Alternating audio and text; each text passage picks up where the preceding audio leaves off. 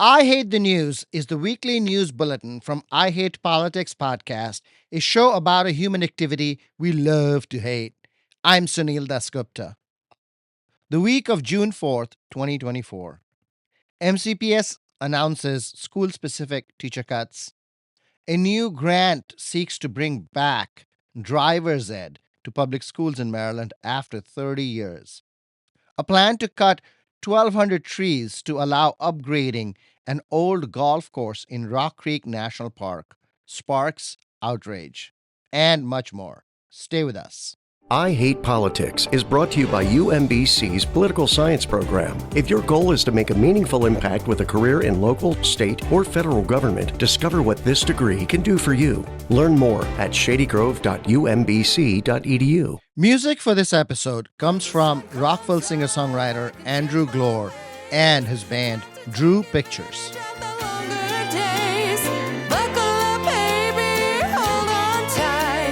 Now that it's summer, I can see the light. I'll take a dirt road walk. I'll play a honky tonk. Drink a natty ice. Shoot the whiskey twice. Finally get a tan, grilling all I can. Now it's summer, man. I'm a country fan. Montgomery County Public Schools will receive $30 million less than what it requested for the next school year. The gap is less than 1% of the total budget of over $3 billion. But it seems that the school board and district leadership have decided that the impact of the cuts be shared and felt in the heart of its mission, rather than the usual nip and tuck that dissipates political heat. Even before the Board of Education formally adopts the new budget June 11th, the school district has begun to execute a plan to increase class size across the board by one student, which they say will allow 100 to 150 teachers to be cut in order to meet the gap left by the county government. On June 3rd, affected schools received new staff allocation plans, and principals will now have to pick the staff members they want to let go by June 5th. Not all schools will see cuts. Brown Station Elementary School, for example, is not being cut. But Arcola Elementary School is slated to lose one teacher, even though both are Title I schools. It is possible that the cut at Arcola will be reversed. In some cases, teachers are being absorbed in new positions. Weller Road Elementary is losing a fourth grade teacher position who is likely to go into another grade. Northwood High School is likely to lose 3 teachers and half-time staff development position. Despite principals trying to absorb teachers, it does feel like the Hunger Games, with district leaders expected to send tribute to the Capitol. The Office of Human Resources and Development, the central office group managing the mess, itself lost 3 full-time positions. The school board has said that it will cut 47 central office positions and trim its discretionary contracts. The central office has been criticized both for bloat and understaffing. Earlier in March, the central office was reduced by about 8%. What is becoming clear is that the one student class size increase promised by the school board and the district leadership is a loose averaging of class size across levels and schools and perhaps clusters.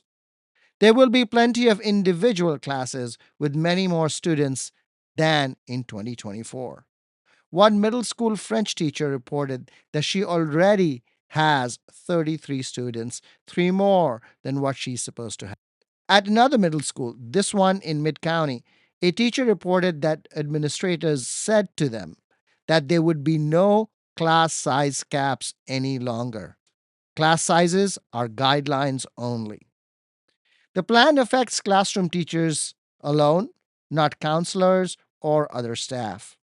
Unclear if teachers, aides, and paraeducators are included in the cuts. Worth noting that paraeducators are unionized under SEIU Local 500 and separately from the teachers union, the Montgomery County Education Association, known as MCEA. SEIU supported the incumbent board members running for re-election in the recent primary, while MCEA supported challengers across the board. MCPS is not the only school system put in this position. In Washington, D.C., Mayor Bowser's proposed budget was seen as causing about 200 staff to be cut. The D.C. Council has restored much of the cuts, focusing on Title I schools, added teachers in Ward 7 and 8 elementary schools, and moved money from Jackson Reed High School, which used to be Wilson High School, and Stoddard Elementary School, to other Ward 3 schools. In Howard County, activists are also protesting cuts. A thin ray of hope. The governor of Maryland signed Baltimore Senator Cory McRae's bill to establish a $2 million grant to bring back driver's education to Maryland public schools after 30 years. I found myself in January at Achievement Academy, which is in my district. For folks that's in Baltimore, it's in the old Northern High School building. The question that I put forward to them was, if you were senator for a day, what is some of the things that you would change within your school? And there were a couple things that came up. One of them was childcare. The other one that they said, Sunil, was they would like driver's education in their school. I looked up and researched the driving schools for my daughter to take. A number of them could be found at the private schools that are flourished throughout the city of Baltimore. And I was like, so you have driver's education classes that partner with that respective private school at Gilman, at Bryn Mawr, at these other schools, but these aren't the same luxuries that our public schools. Sunil, it was last minute, but we were able to get a $2 million appropriation in perpetuity that'll be processed through the Maryland State Department of Education to be able to award to schools that have a concentration of poverty level of at least 40%. Any school that has 40% or more free and reduced meals rate, they can apply for it. Is there a limit to how much one school can get? So, Sunil, what happens is the $2 million will be appropriated to the Maryland State Department of Education. They'll have to put forward regulations. So that'll be entail with the regulations that they're going to put forward. The legislature will have to sign off for, and then it'll be incorporated in the next budget that the governor releases next year. How are you going to fund the grant? What is your plan? So the grant is funded through the penalties that people pay when they do not have insurance. And you believe there's enough money in that fund, the insurance fines, that it'll take care of all of this? I not only believe it, but some of the money that's extra will be going to the general fund of the state of Maryland's budget. Cory McRae, Senator in the Maryland General Assembly, thank you. Thank you for the opportunity. And I love the name. I hate politics.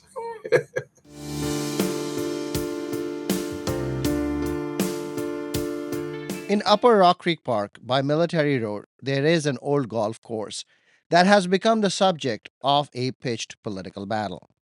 Backstory. In 2020, the National Park Service, which owns and manages the Rock Creek National Park, signed an agreement with National Links Trust, a local golfing nonprofit, to manage 3 golf courses on its lands.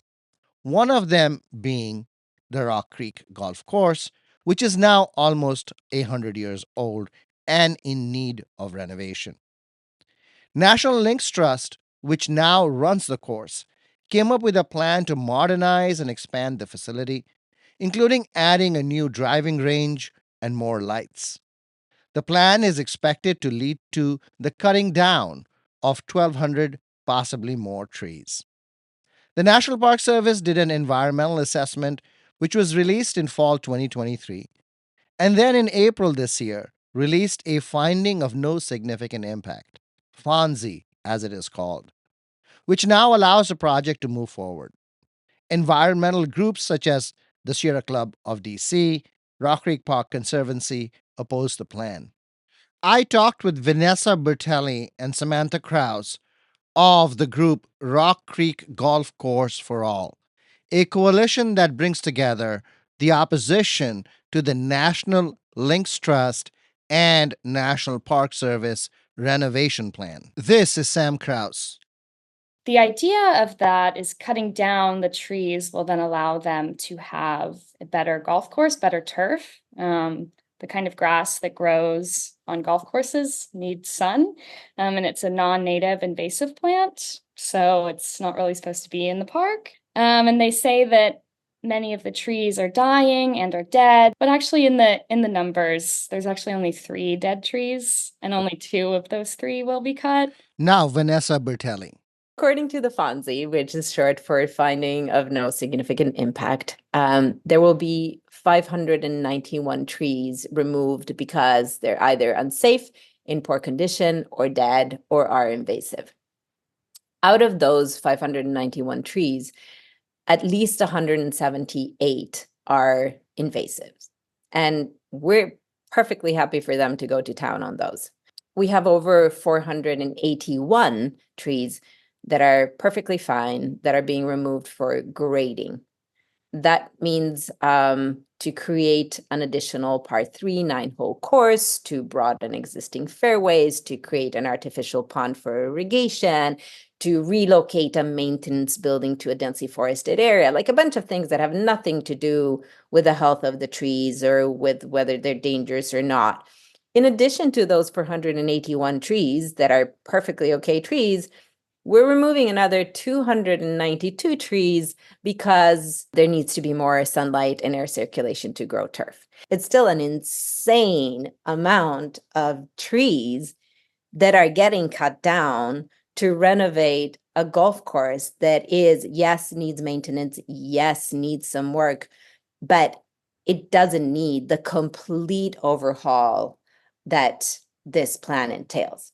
We're talking about 32 acres of grading. It means that 32 acres of the property will change face.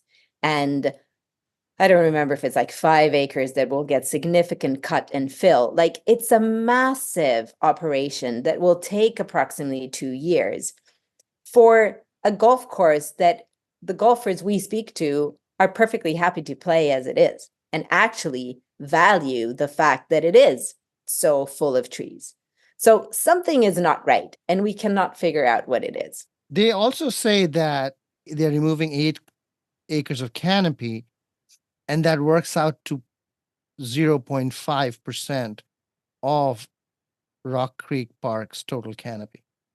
That is such a ridiculous comparison. It's like saying it's just Rock Creek Park is a big park. The percentage that we would like to offer you, Sunil, is that 1,364 trees is over a third of the trees on the golf course. Rock Creek Park is the least healthy, or has the least healthy stocking index of any forest in the National Capital Region, which means the forests aren't regenerating. And so to just say, oh, it's only the small fraction of the park, well, small fractions add up. And to cut down these perfectly healthy trees, some like American elms, which populations have declined drastically, is ridiculous. And the National Park Service down on the mall has done extensive programs to save the American elms, but they're okay to cut them in another area. It doesn't add up. As you know more, please come back. Thank you. Thank you. We will be covering this issue more. I have invited National Links Trust to join the show, so watch this space.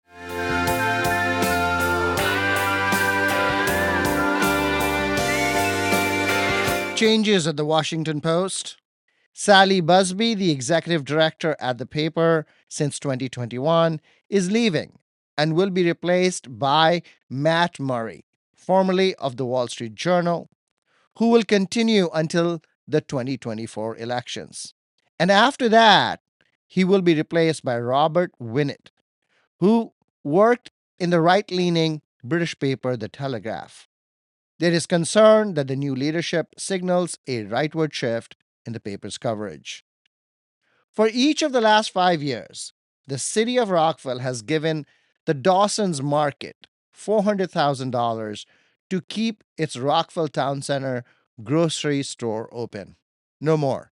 The grant ends and Dawson's will exit amid several other closures in Rockville Town Center. Last Valentine's Day, we did an episode on the concept of buy nothing. This last weekend, Tammy Kramer of Aspen Hill organized her third annual spring Buy Nothing yard sale. It's just like a regular yard sale. You set up in your yard, everything is for free, and people just come by. We had about 60 houses. We had more than 60 houses this time, and people just go around and pick up what they want. No limit, there's no restrictions. How would you go about organizing something like this? So on the Buy Nothing site, I post many postings about it. First one, I will say what the dates are and the time. Then I ask people to respond by sending me a private message, their name, street address, and which days they want to participate. And then I make a list. Is this the first time you did it, or have you done it in the past? No, I've done this a couple of times before. Why do you do it? I really enjoy seeing everyone. It's great being a part of the community, and everyone just really enjoys it. Do you have a sense of what they are putting out? What kind of stuff? Clothes, toys, kitchen items, so much, just about everything. Anything in your house could be out on that lawn.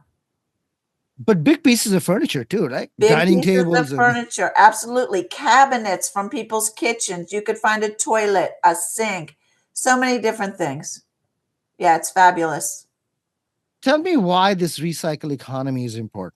Especially in this day and time with the prices of everything and being able to share with your neighbors, it really benefits everybody. Thanks for organizing. Thank you.